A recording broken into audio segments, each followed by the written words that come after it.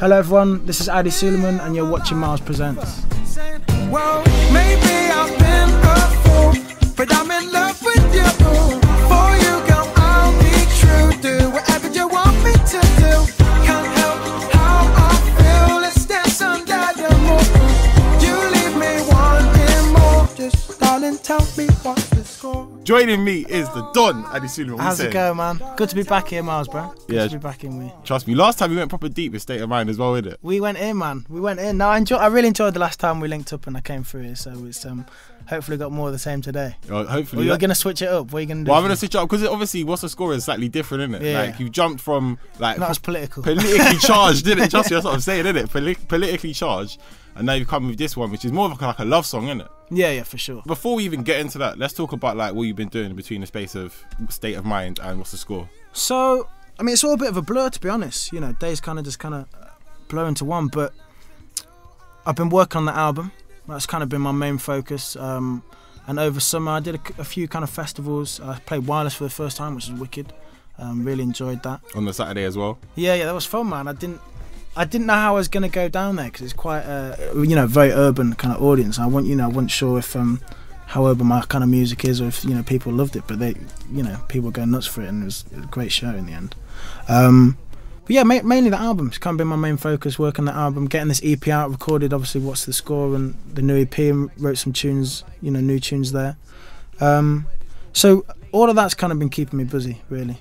Yeah, definitely. It's definitely a lot since the last time as well, isn't it? Like all the times that the days are rolling through. Yeah. And you got that, and you got to focus as well, innit? You got to make sure that the album is on point. You know what's difficult is it's kind of forcing yourself to write, if that makes sense. It's like because it becomes, essentially you always need more material, and it's every day you wake up you think I've got to try to write a song today, and kind of getting in a room and sitting down and forcing yourself to write instead of just being like I need to say something.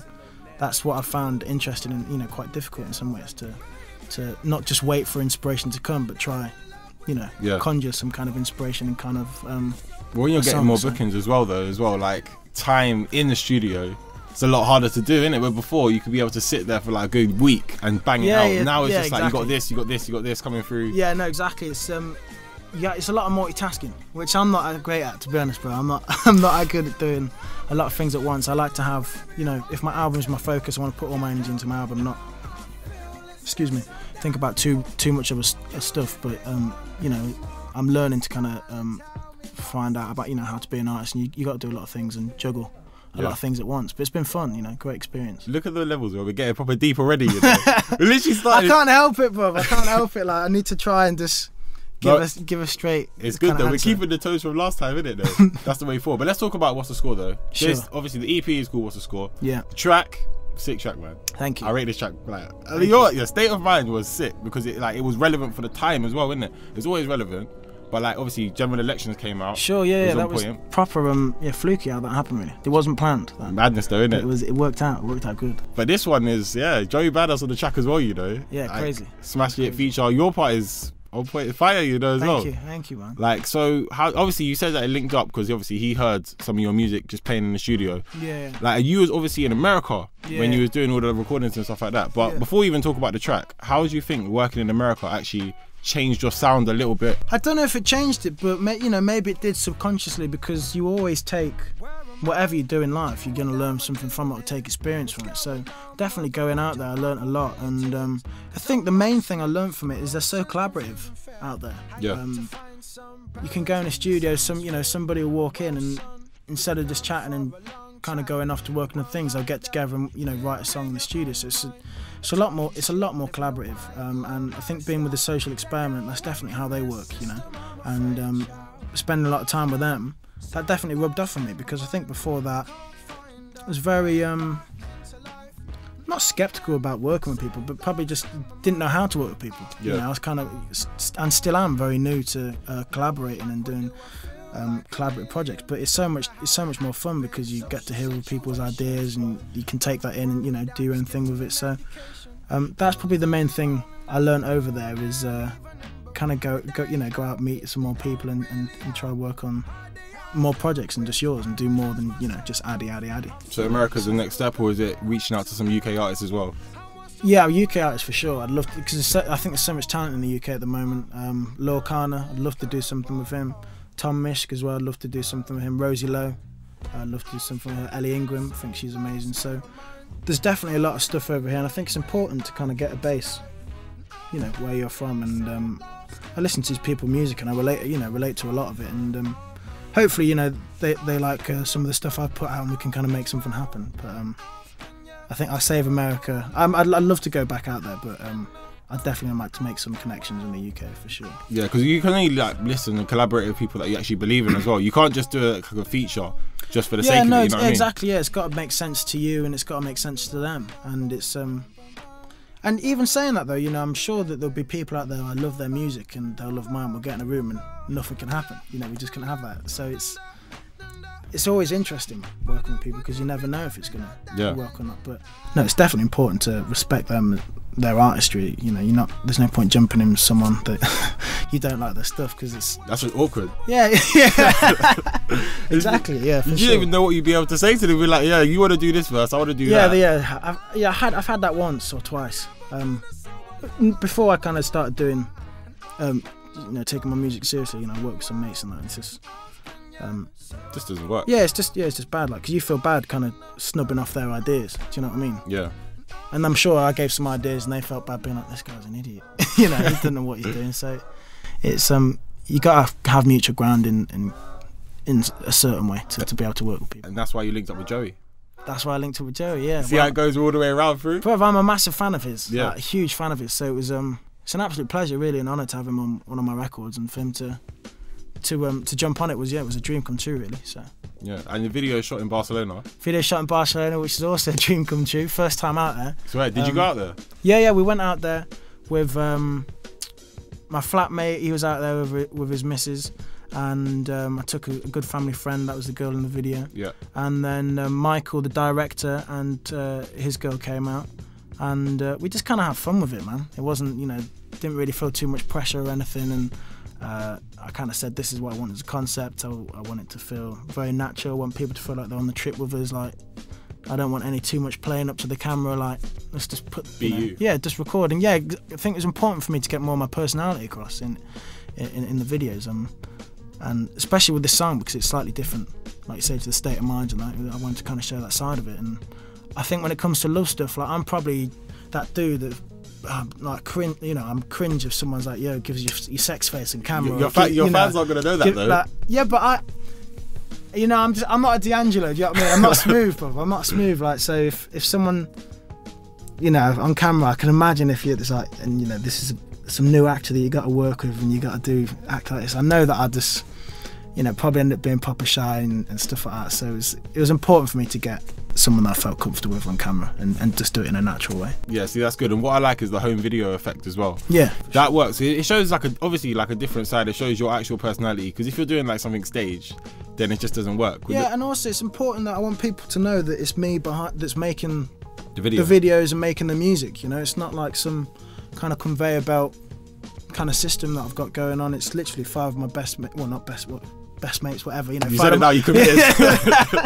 5 of my good friends that I've taken out there, and it's literally all of us that are putting in to make this kind of piece of work. And I want people to see that, do you know what I mean, and feel that, and it not just feel like someone's written the script for us, or someone's told us to go to Bas, or this is someone I don't know. It's like, you know, it's important for me to get that across in what I do. You can tell, because obviously at the very beginning of the video is... Can I help you?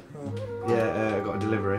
Oh yeah. Got a big Italian sausage for delivery. I was just like, whoa, pause the video. I was like, this is not a good way to start off the video, man. To be fair, my language at the beginning is actually pretty awful. Apologise to anyone that didn't like it. I played it to my mum, and you know when you play it to, like, you know, older people or people you try to be polite in front of, you pick out language. Like, when I play it to mates, I don't even clock it.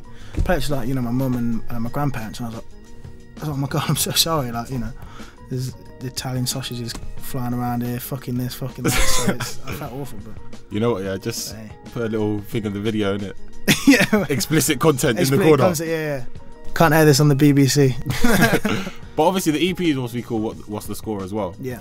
So the vibe is slightly different to This Is My EP as well, but it's got kind of similar features as well. Yeah, for sure. So like, the progression, what do you think? Like, has it been a massive jump, or has it been kind of? For me, it's been natural. Yeah. You know, I don't feel like I haven't been like, okay, this is what went really wrong with the last EP. This is where we need to make it better, or this is a bad direction. Let's do this. It's just, as a person, you grow, you develop. So it's the same with my music. You know, if I put something out in 2 years' time, it's going to be slightly different because I'm a different person. Do you know what I mean? The songs I'll be writing about, topics, are all going to be different. So that's kind of in my head where the progression is. But it's always interesting that other people can get different kind of a vibe of your music. Yeah, vibe of what it's gone. But to me, it's not obvious because I'm always just making music and songs that I think, you know, that's going to go, you know, this right with me at the time, and it's very natural. I don't really think, well, how are we going to make this sound better, or how are we going to do this? It's just very like, let's put this out. This is right. Let's roll with it. So it's but at the same time, I hope it's a progression, you know, because I hope I'm getting better and I hope I'm developing, and so I would hopefully say, it's just been natural. You know, you need to fully send me the EP. I tweeted you. Have you not got it? I haven't got it yet, bro. I tweeted you time ago as well, and I was just like, bro, where's I'm the not. EP? I'm bad at getting people back to people on direct message. Yeah. But I'll get it to you for sure. I'll give you vinyl or something. I like that exclusive, you know. There you go. I'm gonna have to spin some on my show, innit? I have to learn how to mix and then play it a vinyl, innit? No, do it definitely. When we get one pressed, I'll hand one over for sure. Safe, man. But Coffee House Sessions, yeah, that was a madness, you know. I remember I spoke to you as well. You said you were at Loughborough on that day. Loughborough, yeah. We went to some crazy place. I didn't know there was that many unis in the UK, man.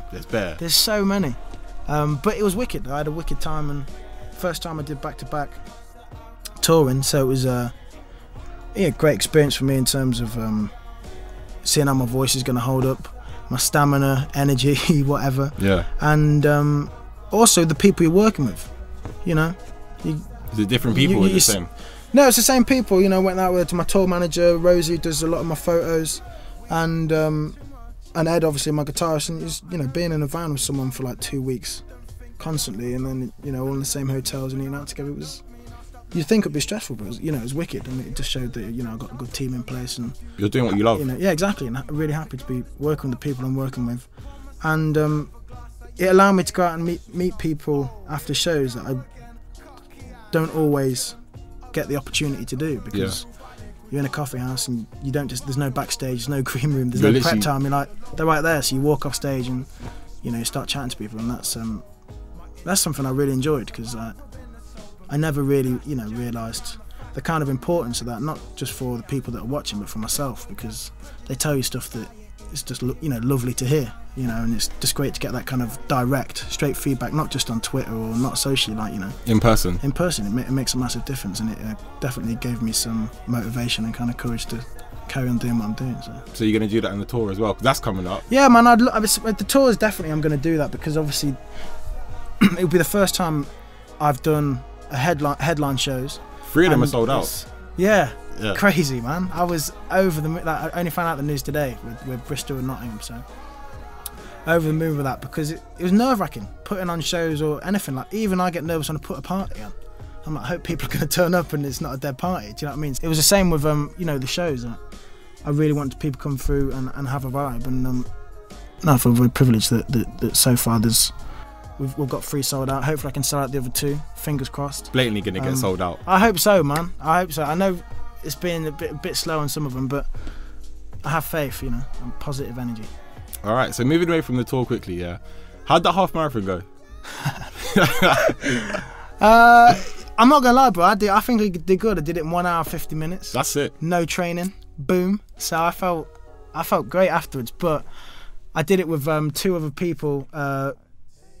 2 very good mates of mine, Ed and Graham, and you know, they've been doing the slog, the 3-month training, you know, running up hills and all this and that and whatever. And I really wanted to just kind of rock up, you know, on the day, no training, you know, beat them.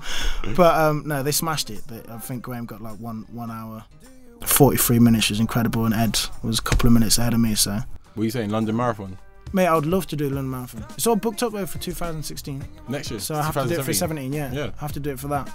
But no, I'd love to do it, man. I think running's great, and it was an amazing experience. I didn't actually think it would be as good as it was. I was like, I'm just going to do a run, you know, raise some money for charity, that's it. But the vibe of people there. There's so many people in good spirits, and you're literally running with like thousands of people next to you. So it's I felt like, you know, It's a team, innit? You're all yeah, trying it was to get wicked, to goal. man. And you know, I remember there was one point, you know, I'm listening to my tunes, whatever, and I felt like I was like Muhammad Ali. Got kids, you know, on the sign, putting their hands out to give you high fives and that. So I felt like a G, man. I felt proper, like professional kind of runner. Do you As know long what as I you mean? didn't fall over, that's the main thing, isn't Yeah, it? that'd be bad. I'm not gonna lie, that'd be bad.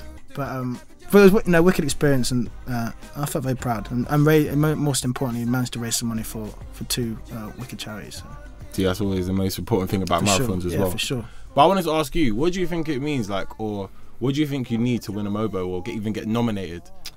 Because obviously next year was a realistic target for you.